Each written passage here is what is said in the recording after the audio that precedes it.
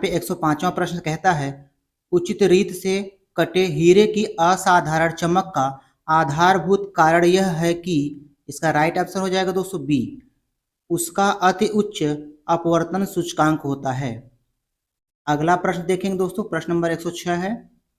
प्रश्न नंबर 106, जब एक कॉम्पैक्ट डिस्क सीडी सूर्य के प्रकाश में देखी जाती है तो इंद्रधनुष के समान रंग दिखाई देता है, इसकी व्याख्या की जा सकती है। इसका राइट ऑप्शन हो जाएगा दोस्तों ए, परावर्तन एवं अपवर्तन की परिघटना के आधार पर। अगला प्रश्न देखेंगे दोस्तों, अगला प्रश्न यहाँ पे है, किस गुण धर्म के कारण पानी से भरे बर्तन में डुबोई गई छड़ी मुड़ी हुई प्रतीत होती है। जब कोई छड़ जो है दोस्तों पानी में अगर डुबो देते हैं तो हमें थोड़ा सा टेढ़ा जो है या मुड़ी हुई दिखाई पड़ती है, तो इसका कारण क्या होता है, अपवर्तन होता है। अपवर्तन के कारण यह मुड़ी हुई दिखाई देती है। अगला प्रश्न देखेंगे दोस्तों, एक समतल दर्पण पर आपतित किरण 60 अंश का कोण बनाती है। आपतित किरण जो है 60 अंश का कोण बनाती है, तो परावर्तन कोण कितना होगा। हम जानते हैं दोस्तों, आपतन कोण I बराबर होता है परावर्तन कोण R, तो जितना आपतन कोण होता है उतना ही परावर्तन कोण होता है, तो इसका राइट आंसर हो जाएगा दोस्तों 60 अंश। अगला प्रश्न देखेंगे, अगर प्रकाश का अपवर्तन कोण 90 अंश है और अपवर्तन के बाद कोण 30 अंश है, तो माध्यम का अपवर्तनांक सूचकांक क्या होगा। इसका राइट आंसर हो जाएगा दोस्तों 3 इसका राइट आंसर हो जाएगा। अगला प्रश्न है दोस्तों, यदि किसी दर्पण को थीटा कोण से घुमाया जाता है तो परावर्तित किरण का घूर्णन क्या होगा। यदि किसी दर्पण को थीटा कोण से घुमाया जाए तो परावर्तित किरण का घूर्णन क्या होगा, 2 थीटा होगा। 2 थीटा इसका राइट आंसर हो जाएगा। अगला प्रश्न देखेंगे दोस्तों, प्रश्न नंबर 111, पूर्ण आंतरिक परावर्तन होता है जब प्रकाश जाता है। पूर्ण आंतरिक परावर्तन होता है जब प्रकाश जाता है किसमें, हीरे से कांच में जाता है, तब पूर्ण आंतरिक परावर्तन होता है। अगला प्रश्न है दोस्तों, मिरेज को कहा जाता है मृग तृष्णा, यह बनने का कारण क्या होता है, पूर्ण आंतरिक परावर्तन होता है। अगला प्रश्न देखेंगे दोस्तों, प्रश्न नंबर 113 है यहाँ पे। प्रश्न नंबर 113 कहता है दोस्तों, पेट अथवा शरीर के अन्य आंतरिक अंगों के निरीक्षण के लिए प्रयुक्त तकनीकी इंडोस्कोपी आधारित है किस पर, पूर्ण आंतरिक परावर्तन पर आधारित है। अगला प्रश्न दोस्तों, इंद्रधनुष के बनने का कारण क्या है। इंद्रधनुष के बनने का कारण परावर्तन एवं अपवर्तन दोनों होता है। अगला प्रश्न देखेंगे दोस्तों, आकाश का रंग नीला दिखाई देता है क्यों। आकाश का रंग नीला दिखाई देता है प्रकीर्णन के कारण। आकाश का रंग नीला दिखाई देता है प्रकीर्णन के कारण। अगला प्रश्न दोस्तों, वायुमंडल में प्रकाश के विसरण का कारण क्या होता है। वायुमंडल में प्रकाश के विसरण का कारण क्या होता है, धूलकण। इसका राइट आंसर हो जाएगा। अगला प्रश्न देखते हैं दोस्तों, खतरे के संकेतों के लिए लाल प्रकाश का प्रयोग किया जाता है क्यों। क्योंकि लाल प्रकाश का प्रकीर्णन जो होता है सबसे कम होता है। लाल रंग का जो है प्रकीर्णन सबसे कम होता है, इसलिए जो है खतरे के संकेतों के लिए लाल प्रकाश का प्रयोग किया जाता है। अगला प्रश्न है दोस्तों, समुद्र नीला दिखाई देता है क्यों। समुद्र नीला दिखाई देता है क्यों। इसका ऑप्शन हो जाएगा राइट आंसर बी, आकाश के परावर्तन तथा जल के कणों द्वारा प्रकाश के प्रकीर्णन के कारण।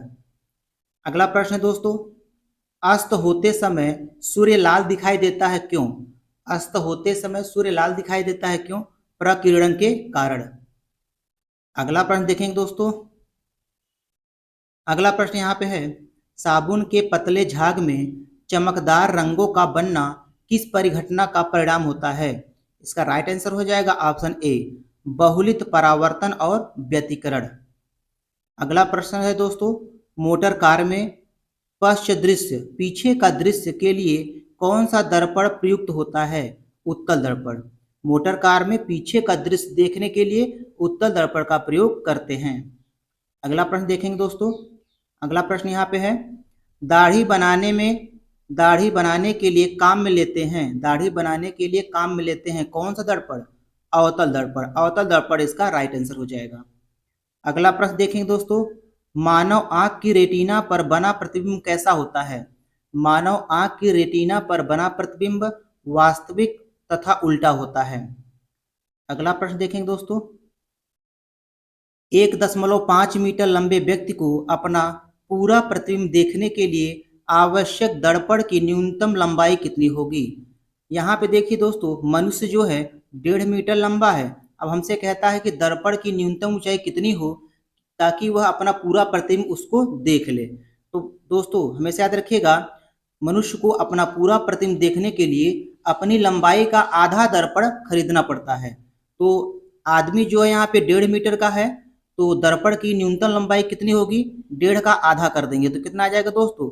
0.75 मीटर। ये इसका राइट आंसर हो जाएगा। अगला प्रश्न देखते हैं दोस्तों। प्रश्न नंबर यहाँ पे 125 है। जब कोई वस्तु दो समानांतर समतल दर्पण के बीच रखी जाती है तो बने हुए प्रतिबिंबों की संख्या कितनी होती है? जब कोई वस्तु दो समांतर समतल दर्पण के बीच रखी जाती है तो प्रतिबिंबों की संख्या अनंत होती है। अनंत इसका राइट आंसर हो जाएगा। अगला प्रश्न है दोस्तों। पानी में हवा का बुलबुला वैसे ही काम करता है जैसे कि अवतल लेंस। पानी में हवा का बुलबुला वैसे ही काम करता है जैसे कि अवतल लेंस। अगला प्रश्न देखेंगे दोस्तों। प्रश्न नंबर यहाँ पे 127 है। धूप के चश्मे की क्षमता कितनी होती है? धूप के चश्मे की क्षमता 0 डायोप्टर होती है। अगला प्रश्न देखते हैं दोस्तों।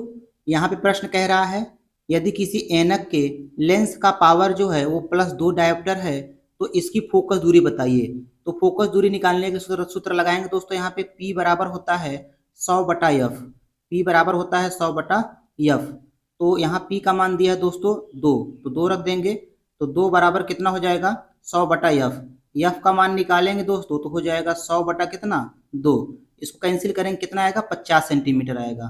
तो इसका राइट आंसर हो जाएगा दोस्तों 50 सेंटीमीटर। अगला प्रश्न देखते हैं दोस्तों। किसी अपारदर्शी वस्तु का रंग उस रंग के कारण होता है जिसे वह परिवर्तित नहीं करता। वह जो है परावर्तित नहीं करता। अगला प्रश्न देखेंगे दोस्तों। प्रश्न नंबर यहाँ पे 130 है। लाल कांच को अधिक ताप करने पर गर्म करने पर वह दिखाई देगा। लाल कांच को अधिक ताप पर गर्म करने पर किस रंग का दिखाई देगा? हरे रंग का। लाल कांच को अधिक ताप पर गर्म करने पर किस रंग का दिखाई देगा दोस्तों? हरे रंग का। अगला प्रश्न है दोस्तों। प्रकाश का रंग निश्चित किया जाता है। प्रकाश का रंग निश्चित किया जाता है तरंग दैर्ध्य द्वारा। अगला प्रश्न है दोस्तों। 3 मूल रंग होते हैं, कौन कौन से? 3 मूल रंग जिसे प्राथमिक रंग कहा जाता है। तो प्राथमिक रंग कहा जाता है दोस्तों RGB। RGB जो होता है वो प्राथमिक रंग होता है। R से होता है रेड, G से होता है ग्रीन, B से होता है ब्लू। जैसा कि ऑप्शन बी इसका राइट आंसर होगा, नीला, हरा और लाल। अगला प्रश्न देखेंगे दोस्तों। सबसे कम तरंग दैर्ध्य वाला प्रकाश कौन होता है? सबसे कम तरंग दैर्ध्य वाला प्रकाश कौन सा होता है दोस्तों? इसका राइट आंसर हो जाएगा दोस्तों, इसका राइट आंसर हो जाएगा बैगनी। बैगनी इसका राइट आंसर हो जाएगा। अगला प्रश्न देखते हैं दोस्तों। जब प्रकाश के लाल, हरा व नीला रंगों को समान अनुपात में मिलाया जाता है तो परिणामी रंग कौन सा होता है? सफेद। जब प्रकाश के लाल, हरा व नीला को समान अनुपात में मिलाते हैं तो हमें सफेद रंग प्राप्त होता है। अगला प्रश्न देखते हैं दोस्तों। कैमरे में किस प्रकार का लेंस उपयोग में लाया जाता है? कैमरे में किस प्रकार का लेंस उपयोग में लाया जाता है? उत्तल लेंस। अगला प्रश्न है दोस्तों आइरिस। आइरिस का क्या काम होता है? आंख में आइरिस का क्या काम होता है? आंख में जाने वाले प्रकाश की मात्रा को यह नियंत्रित करता है। आइरिस का काम होता है आंख में जाने वाले प्रकाश की मात्रा को नियंत्रित करना होता है। अगला प्रश्न देखते हैं दोस्तों। निकट दृष्टि दोष से पीड़ित व्यक्ति के चश्मे में प्रयोग किया जाता है कौन सा लेंस? अवतल लेंस। निकट दृष्टि दोष से पीड़ित व्यक्ति के चश्मे में अवतल लेंस प्रयोग किया जाता है। तो देखिए दोस्तों, निकट में जो है 3 अक्षर होता है और अवतल में 4 है। अवतल में कितना है? 4 है। तो हमेशा याद रखिएगा, अगर निकट दृष्टि दोष पूछता है तो किस लेंस का प्रयोग किया जाता है? अवतल लेंस का प्रयोग किया जाता है। चलिए अगला प्रश्न देखेंगे। दूर दृष्टि निवारण के लिए काम में लाते हैं, दूर दृष्टि निवारण के लिए कौन सा लेंस लाते हैं दोस्तों? सबसे पहले देखिएगा, दूर में जो है 2 अक्षर होता है और उत्तल में जो है 3 अक्षर होता है, तो 2 का संबंध 3 से बनाइए, ठीक है। तो उत्तल लेंस इसका राइट आंसर हो जाएगा। अगला प्रश्न देखेंगे दोस्तों। अगला प्रश्न है, दूरबीन का आविष्कार किसने किया था? दूरबीन का आविष्कार गैलीलियो ने किया था। दूरबीन का आविष्कार गैलीलियो ने किया था। अगला प्रश्न देखेंगे दोस्तों यहाँ पे, आंख की रेटिना की परंपरागत कैमरा के निम्नलिखित में से किस भाग से तुलना की जा सकती है? फिल्म से। ये इसका राइट आंसर हो जाएगा। अगला प्रश्न दोस्तों, किसी आवेशित चालक का संपूर्ण आवेश उसके बाहरी पृष्ठ पर रहता है। किसी आवेशित चालक का संपूर्ण आवेश उसके बाहरी पृष्ठ पर रहता है। अगला प्रश्न देखते हैं दोस्तों, वस्तुओं का आवेशन किसके स्थानांतरण के फलस्वरूप होता है? वस्तुओं का आवेशन इलेक्ट्रॉन के स्थानांतरण के फलस्वरूप होता है। अगला प्रश्न है, यदि आप कार में जा रहे हैं, यदि आसमान से बिजली गिरने वाली हो तो सुरक्षित रहने के लिए आप क्या करेंगे? ऑप्शन ए इसका राइट आंसर होगा, कार की खिड़कियां हम क्या कर लेंगे? बंद कर लेंगे। अगला प्रश्न देखते हैं दोस्तों। अगला प्रश्न है, 2 स्थिर आवेशों के बीच लगने वाला बल उनकी मात्राओं के गुणनफल के अनुक्रमानुपाती तथा उनके बीच की दूरी के वर्ग के व्युत्क्रमानुपाती होता है। यह नियम किसका है? यह नियम जो है कूलाम का नियम है। अगला प्रश्न देखेंगे दोस्तों, किसी विद्युत परिपथ में इकाई धन आवेश को एक बिंदु से दूसरे बिंदु तक ले जाने में किए गए कार्य द्वारा मापा जाता है। उन बिंदुओं के बीच के विभवांतर को मापा जाता है। अगला प्रश्न है यहाँ पे दोस्तों 146 प्रश्न, सर्वाधिक विद्युत चालकता वाला तत्व कौन सा होता है? सर्वाधिक विद्युत चालकता वाला तत्व चांदी होता है, जिसे सिल्वर कहते हैं। अगला प्रश्न देखते हैं दोस्तों, प्रश्न नंबर 147, अति चालकता का लक्षण क्या होता है? अति चालकता का लक्षण होता है उच्च पारगम्यता। नेक्स्ट प्रश्न है दोस्तों, अधातुएं विद्युत की कुचालक होती हैं क्योंकि? अधातुएं विद्युत की कुचालक होती हैं क्योंकि उनमें मुक्त इलेक्ट्रॉन नहीं होते हैं। अधातुएं विद्युत की कुचालक होती हैं क्योंकि उनमें मुक्त इलेक्ट्रॉन नहीं होते हैं। अगला प्रश्न देखेंगे दोस्तों। अगला प्रश्न है, तांबा मुख्य रूप से विद्युत चालन के लिए प्रयोग किया जाता है। तांबा मुख्य रूप से विद्युत चालन के लिए प्रयोग किया जाता है क्योंकि इसकी विद्युत प्रतिरोधकता जो होती है वो निम्न होती है। अगला प्रश्न देखेंगे दोस्तों, प्रश्न नंबर 150, आपस में जुड़ी 2 आवेशित वस्तुओं के बीच विद्युत धारा नहीं बहती यदि वे होती हैं समान विभव पर। अगला प्रश्न है दोस्तों, प्रत्यावर्ती धारा जिसे एसी कहा जाता है को डिस्ट धारा जिसे डीसी कहा जाता है। तो एसी को डीसी में परिवर्तित करने वाली युक्ति को क्या कहा जाता है? रेक्टिफायर। एसी को डीसी में बदलने वाली युक्ति को क्या कहते हैं? रेक्टिफायर कहते हैं। अगला प्रश्न देखेंगे दोस्तों, प्रश्न नंबर यहाँ पे 152 है, विद्युत फिटिंग में एक तार को भू संक्रमित कर दिया जाता है। विद्युत फिटिंग में एक तार को भू संपर्कित किया जाता है क्योंकि यदि लघुपतन माने होता है दोस्तों शॉर्ट सर्किट, यदि शॉर्ट सर्किट हो जाए तो धारा भूमि में चली जाती है। अगला प्रश्न है दोस्तों, विभवांतर का मात्रक क्या होता है? विभवांतर का मात्रक वोल्ट होता है। अगला प्रश्न देखेंगे दोस्तों, एक आदर्श वोल्ट मीटर का प्रतिरोध कितना होता है? एक आदर्श वोल्ट मीटर का प्रतिरोध जो होता है वो अनंत होता है। अगला प्रश्न है दोस्तों, यहाँ पे प्रतिरोध का मात्रक क्या होता है? प्रतिरोध का मात्रक ओम होता है। प्रतिरोध का मात्रक ओम होता है। अगला प्रश्न देखेंगे दोस्तों, घरों में लगे हुए पंखे, बल्ब आदि किस क्रम में लगे होते हैं? समांतर क्रम में। कभी कभी दोस्तों ऐसे भी पूछ लेता है कि घरों में वायरिंग जो होता है वो किस क्रम में की जाती है? समांतर क्रम में की जाती है। अगला प्रश्न देखेंगे दोस्तों, प्रश्न नंबर 157 है,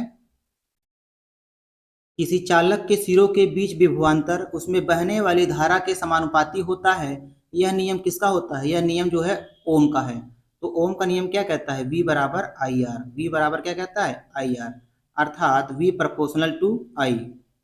अगला प्रश्न है दोस्तों, विशिष्ट प्रतिरोध का मात्रक क्या होता है? विशिष्ट प्रतिरोध का एसआई मात्रक ओम मीटर होता है। अगला प्रश्न देखेंगे दोस्तों, प्रश्न नंबर यहाँ पे 159 है। यदि 3 ओम, यदि 3 ओम, थोड़ा सा एडजस्ट करने में दिक्कत हो रहा है दोस्तों। यदि 3 ओम और 6 ओम के प्रतिरोध को समांतर क्रम में जोड़ दिया जाए तो संपूर्ण प्रतिरोध क्या होगा? 3 ओम का एक प्रतिरोध है, दूसरा 6 ओम का है। इसको समांतर क्रम में जोड़ेंगे तो हमसे पूछ रहा है संपूर्ण प्रतिरोध, कुल प्रतिरोध पूछ रहा है। तो कैसे लगाएंगे दोस्तों? समांतर क्रम में क्या करेंगे, इनके उल्टा करके मान जोड़ देते हैं। तो 1/6 प्लस 1 कितना हो जाएगा? 3। इसको हल करेंगे दोस्तों, यहाँ पे आएगा 6 और यहाँ पे 2, यहाँ पे कितना आएगा? फिर 1 आएगा। तो यहाँ पे कितना हो जाएगा? 3/6। कैंसिल करेंगे, कितना आएगा? कैंसिल करने पर कितना आएगा दोस्तों? 1/2 आएगा। तो इसको उल्टा कर देंगे, इसका राइट आंसर हो जाएगा। ठीक है, 2 इसका राइट आंसर होगा। तो 2 ओम का कुल प्रतिरोध होगा। अगला प्रश्न है दोस्तों, एक शुष्क सेल में कौन सी ऊर्जा पाई जाती है? एक शुष्क सेल में रासायनिक ऊर्जा पाई जाती है। अगला प्रश्न देखते हैं दोस्तों। अगला प्रश्न है, एक समान शुष्क सेल में विद्युत अपघट्य होता है। एक समान शुष्क सेल में विद्युत अपघट्य होता है अमोनियम क्लोराइड।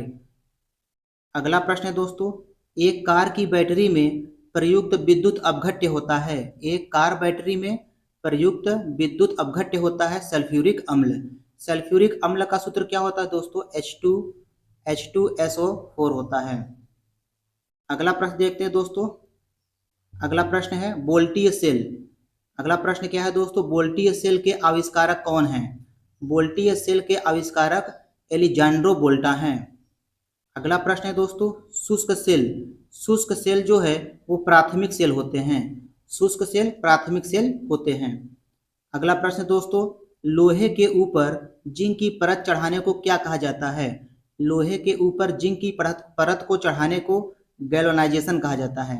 गैल्वेनाइजेशन कहा जाता है। अगला प्रश्न देखेंगे दोस्तों, प्रश्न नंबर यहाँ पे 166 है।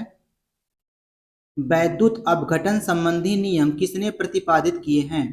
वैद्युत अपघटन संबंधी नियम फैराडे ने प्रतिपादित किए हैं। अगला प्रश्न है दोस्तों, विद्युत फ्यूज में इस्तेमाल किए जाने वाले मिश्र धातु में, विद्युत फ्यूज में इस्तेमाल किए जाने वाले मिश्र धातु में क्या होता है? निम्न विशिष्ट प्रतिरोध होता है और निम्न गलनांक होता है। निम्न विशिष्ट प्रतिरोध होना चाहिए और निम्न गलनांक होना चाहिए। अगला प्रश्न देखेंगे दोस्तों। प्रश्न नंबर अगला देखेंगे दोस्तों, यहाँ पे थोड़ा एडजस्ट कर लेता हूँ। चलिए शुरुआत करते हैं। यहाँ पे आमतौर पर सुरक्षा फ्यूज लगाने के लिए प्रयोग होने वाली तार किस पदार्थ की बनी होती है? तो फ्यूज तार पूछ रहा है किसका बना होता है? फ्यूज तार जो होता है दोस्तों वो टीन और शीशे की एक मिश्र धातु होती है। टीन और शीशे की क्या होती है? एक मिश्र धातु होती है। अगला प्रश्न है, बिजली के बल्ब का फिलामेंट किस तत्व का बना होता है? बिजली के बल्ब का फिलामेंट जो है वो टंगस्टन धातु का बना होता है। अगला प्रश्न देखते हैं दोस्तों। अगला प्रश्न है, विद्युत हीटर का एलिमेंट निम्नलिखित किस धातु का बना होता है? विद्युत हीटर का एलिमेंट जो होता है वो नाइक्रोम धातु का बना होता है। अगला प्रश्न दोस्तों, यहाँ कहता है यदि 100 वाट वाले 10 बल्ब प्रतिदिन 1 घंटा जलते हैं तो प्रतिदिन विद्युत ऊर्जा के उपयोग का मान बताइए। तो कैसे निकालेंगे दोस्तों? ध्यान से देखिएगा। सबसे पहले 100 वाट के 10 बल्ब हैं तो 100 गुणते क्या कर लेंगे? 10 कर लेंगे। ठीक है, अब जो है रोज कई घंटे जलते हैं? रोज जो है 1 घंटे जलता है, प्रतिदिन 1 घंटा जलता है। ठीक, अब हमसे यहाँ पूछ रहा है तो कितना ऊर्जा खत्म हुआ, तो हम क्या कर देंगे? 1000 से यहाँ पे भाग कर देंगे तो 1000 से ये कट जाएगा तो बचेगा कितना यहाँ पे? 1। तो 1 दिन में 1 यूनिट जो है खर्चा होगा। तो इसका राइट आंसर हो जाएगा दोस्तों 1 यूनिट। अगला प्रश्न है दोस्तों, अगला प्रश्न है, तड़ित चालक का आविष्कार किसने किया था? तड़ित चालक का आविष्कार जो है बेंजामिन फ्रैंकलिन ने किया था। तड़ित चालक का आविष्कार बेंजामिन फ्रैंकलिन ने किया था। अगला प्रश्न देखेंगे दोस्तों, निम्न में कौन विद्युत अनचुंबकीय है? निम्न में कौन विद्युत अनचुंबकीय है? क्रोमियम। अगला प्रश्न है दोस्तों, निम्न में कौन प्रतिचुंबकीय है? निम्न में कौन प्रतिचुंबकीय है? बिस्मथ। बिस्मथ जो होता है वो प्रतिचुंबकीय होता है। अगला प्रश्न देखेंगे दोस्तों, विद्युत धारा का चुंबकीय प्रभाव सबसे पहले अवलोकित किसने किया था? विद्युत धारा का चुंबकीय प्रभाव सबसे पहले ऑरेस्टेड ने अवलोकित किया था। अगला प्रश्न दोस्तों, विद्युत चुंबकीय प्रेरण के नियमों का उपयोग विद्युत चुंबकीय प्रेरण के नियमों का उपयोग निम्न में से किसको बनाने में उपयोग किया जाता है? जनरेटर को बनाने में किया जाता है। अगला प्रश्न देखते हैं दोस्तों, विद्युत मोटर निम्न सिद्धांत के अनुसार काम करता है। विद्युत मोटर निम्न सिद्धांत के अनुसार पर काम करता है, फैराडे के नियम के अनुसार काम करता है। अगला प्रश्न दोस्तों, ट्रांसफार्मर क्या है? ट्रांसफार्मर जो होता है वो एसी वोल्टता को घटाने और बढ़ाने में प्रयुक्त होता है। ट्रांसफार्मर जो होता है दोस्तों वो एसी वोल्टता को बढ़ाने और घटाने में प्रयुक्त होता है। अगला प्रश्न देखेंगे दोस्तों, प्रश्न नंबर 179 है, लेंज का नियम। लेंज का नियम निम्नलिखित में से किसके लिए आवश्यक है? लेंज का नियम ऊर्जा संरक्षण के लिए आवश्यक होता है। अगला प्रश्न है दोस्तों, परमाणु के नाभिक में होता है। परमाणु के नाभिक में प्रोटॉन और न्यूट्रॉन होता है। अगला प्रश्न है दोस्तों, न्यूट्रॉन की खोज किसने किया था? न्यूट्रॉन की खोज चैडविक ने किया था। अगला प्रश्न देखते हैं दोस्तों, यहाँ पे परमाणु क्रमांक किसे कहा जाता है? जिसे एटॉमिक नंबर कहते हैं। तो परमाणु क्रमांक किसे कहते हैं दोस्तों? नाभिक में उपस्थित प्रोटॉनों की संख्या को नाभिक में उपस्थित प्रोटॉनों की संख्या को क्या कहते हैं? परमाणु क्रमांक कहते हैं। अगला प्रश्न देखते हैं दोस्तों, अगला प्रश्न यहाँ पे है, जिस तत्व के परमाणु में 2 प्रोटॉन 2 न्यूट्रॉन और 2 इलेक्ट्रॉन होते हैं। जिस तत्व के परमाणु में 2 प्रोटॉन 2 न्यूट्रॉन और 2 इलेक्ट्रॉन होते हैं उस तत्व का द्रव्यमान संख्या कितना होगा? 4 होगा। 4 इसका राइट आंसर हो जाएगा। अगला प्रश्न देखेंगे दोस्तों, नाभिक का आकार कितना होता है? नाभिक का आकार 10⁻⁻15 मीटर होता है। नाभिक का आकार 10⁻⁻15 मीटर होता है। अगला प्रश्न देखेंगे दोस्तों, पॉजिट्रॉन। पॉजिट्रॉन की खोज किसने किया था? पॉजिट्रॉन की खोज किसने किया था? एंडरसन ने किया था। पॉजिट्रॉन की खोज एंडरसन ने किया था। अगला प्रश्न देखेंगे दोस्तों, हाइड्रोजन परमाणु के न्यूक्लियस में प्रोटॉनों की संख्या कितनी होती है? हाइड्रोजन परमाणु के न्यूक्लियस में प्रोटॉनों की संख्या 1 होती है। अगला प्रश्न दोस्तों, इलेक्ट्रॉन की खोज किसने किया था? इलेक्ट्रॉन की खोज जो है थॉमसन ने किया था। इलेक्ट्रॉन की खोज थॉमसन ने किया था। अगला प्रश्न है दोस्तों, यहाँ पे इलेक्ट्रॉन वहन करता है। इलेक्ट्रॉन वहन करता है 1 यूनिट ऋण आवेश। 1 यूनिट ऋण आवेश। अगला प्रश्न है दोस्तों, ऐसे परमाणु जिनके परमाणु क्रमांक समान होते हैं परंतु परमाणु द्रव्यमान जो होता है वो भिन्न भिन्न होता है उसे समस्थानिक कहा जाता है। ऐसे परमाणु जिनके परमाणु क्रमांक समान होते हैं परंतु परमाणु द्रव्यमान भिन्न भिन्न होते हैं उसे समस्थानिक कहते हैं। अगला प्रश्न देखते हैं दोस्तों, अगला प्रश्न है, समस्थानिक गुण पाए जाते हैं। समस्थानिक गुण पाए जाते हैं किसमें? तत्वों में पाए जाते हैं। अगला प्रश्न है यहाँ पे, एक भारी नाभिक के 2 हल्के नाभिकों में टूटने की प्रक्रिया को क्या कहते हैं? नाभिकीय विखंडन कहते हैं। एक भारी नाभिक के 2 हल्के नाभिकों में टूटने की प्रक्रिया को नाभिकीय विखंडन कहा जाता है। अगला प्रश्न देखेंगे दोस्तों, 2 हल्के नाभिक मिलकर भारी नाभिक का निर्माण करते हैं। 2 हल्के नाभिक मिलकर भारी नाभिक का निर्माण करते हैं तो इस प्रक्रिया को क्या कहते हैं? नाभिकीय संलयन कहा जाता है।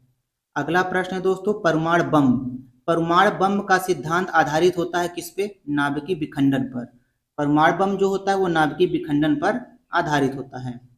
अगला प्रश्न है दोस्तों, रेडियो सक्रिय पदार्थ उत्सर्जित करता है। रेडियो सक्रिय पदार्थ उत्सर्जित करता है अल्फा किरण, बीटा किरण, गामा किरण, तीनों किरण जो है उत्पन्न करता है। अगला प्रश्न है दोस्तों, कोबाल्ट 60 आमतौर पर विकिरण चिकित्सा में प्रयोग होता है क्योंकि यह उत्सर्जित करता है गामा किरण। कोबाल्ट 60 जो होता है वो गामा किरण उत्पन्न करता है। अगला प्रश्न है दोस्तों, प्रश्न नंबर 196। नाभिकीय रिएक्टर में निम्नलिखित में से किसे मंदक के रूप में प्रयोग किया जाता है? नाभिकीय रिएक्टर में निम्नलिखित में किसे मंदक के रूप में प्रयोग करते हैं? ग्रेफाइट को। ग्रेफाइट को मंदक के रूप में प्रयोग किया जाता है। अगला प्रश्न है दोस्तों, परमाणु पाइल। परमाणु पाइल का प्रयोग कहाँ होता है? नाभिकीय विखंडन के प्रचालन में। नाभिकीय विखंडन के प्रचालन में। अगला प्रश्न देखते हैं दोस्तों, प्रश्न नंबर यहाँ पे अगला है, एडजस्ट कर लेता हूँ थोड़ा दोस्तों। क्यूरी। क्यूरी किसकी इकाई का नाम होता है? क्यूरी जो है किसकी इकाई का नाम है? रेडियो एक्टिव धर्मिता की। अगला प्रश्न है दोस्तों, नाभिकीय रिएक्टरों में ऊर्जा उत्पन्न होती है। नाभिकीय रिएक्टरों में ऊर्जा उत्पन्न होती है नियंत्रित विखंडन द्वारा। नियंत्रित विखंडन द्वारा इसका राइट आंसर हो जाएगा। अगला प्रश्न देखेंगे दोस्तों। अगला प्रश्न है, नाभिकीय रिएक्टर में भारी जल। भारी जल का सूत्र क्या होता है दोस्तों? D2O। D2O। नाभिकीय रिएक्टर में भारी जल का प्रयोग किस रूप में किया जाता है? मंदक रूप में किया जाता है। अगला प्रश्न है दोस्तों यहाँ पे, द्रव्यमान ऊर्जा संबंध किसका निष्कर्ष है? द्रव्यमान ऊर्जा संबंध किसका निष्कर्ष है? सापेक्षता का विशिष्ट सिद्धांत। सापेक्षता का विशिष्ट सिद्धांत का निष्कर्ष है। अगला प्रश्न देखेंगे दोस्तों, डायोड। डायोड वह प्रयुक्ति होती है जो धारा को एक दिशा में प्रवाहित होने देती है। धारा, डायोड जो होता है एक वह युक्ति है जो धारा को एक दिशा में प्रवाहित होने देती है। अगला प्रश्न दोस्तों, रडार का उपयोग किस लिए किया जाता है? रडार का उपयोग किस लिए किया जाता है? इसका राइट आंसर हो जाएगा बी, जहाजों, वायुयानों आदि को ढूंढना एवं मार्ग निर्देश करने के लिए किया जाता है। अगला प्रश्न देखते हैं दोस्तों। अगला प्रश्न है, त्रिविमीय। त्रिविमीय चित्र निम्न में से किसके द्वारा लिया जा सकता है? त्रिविमीय चित्र निम्न में से किसके द्वारा लिया जाता है? होलोग्राफी द्वारा लिया जाता है। अगला प्रश्न दोस्तों, ब्रह्मांड प्रसारित हो रहा है, यह सबसे पहले किसने दिया था? ब्रह्मांड प्रसारित हो रहा है, यह सबसे पहले एडविन हब्बल ने दिया था। अगला प्रश्न है दोस्तों, अगला प्रश्न है, ग्रहों की गति का नियम किसने प्रतिपादित किया था? ग्रहों की गति का नियम किसने दिया था? केपलर ने दिया था। तो केपलर इसका राइट आंसर हो जाएगा। अगला प्रश्न दोस्तों, पृथ्वी तथा अन्य ग्रह सूर्य के चारों ओर चक्कर लगाते हैं। पृथ्वी तथा अन्य ग्रह सूर्य के चारों ओर चक्कर लगाते हैं, यह सबसे पहले किसने कहा था? कोपरनिकस ने कहा था। अगला प्रश्न दोस्तों, अगला प्रश्न है यहाँ पे, ब्रह्मांड में उपस्थित सबसे अधिक मात्रा में कौन सा तत्व पाया जाता है? ब्रह्मांड में उपस्थित सबसे अधिक मात्रा में हाइड्रोजन तत्व पाया जाता है। अगला प्रश्न है, तारों एवं सूर्य की ऊर्जा का स्रोत क्या होता है? तारों एवं सूर्य की ऊर्जा का स्रोत जो होता है वो नाभिकीय संलयन होता है। अगला प्रश्न दोस्तों यहाँ पे, अगला प्रश्न यहाँ पे है, तारों एवं आकाशगंगा का व्यास मापने के लिए किसका प्रयोग किया जाता है? तारों एवं आकाशगंगा का व्यास मापने के लिए इंटरफेरोमीटर का प्रयोग किया जाता है। तारों एवं आकाशगंगा का व्यास मापने के लिए इंटरफेरोमीटर का प्रयोग किया जाता है। तो आज के इस वीडियो में इतना ही दोस्तों। वीडियो पसंद आया हो तो लाइक, शेयर और सब्सक्राइब जरूर कीजिएगा। चैनल पर नए हैं तो सब्सक्राइब करके ही जाइएगा। धन्यवाद।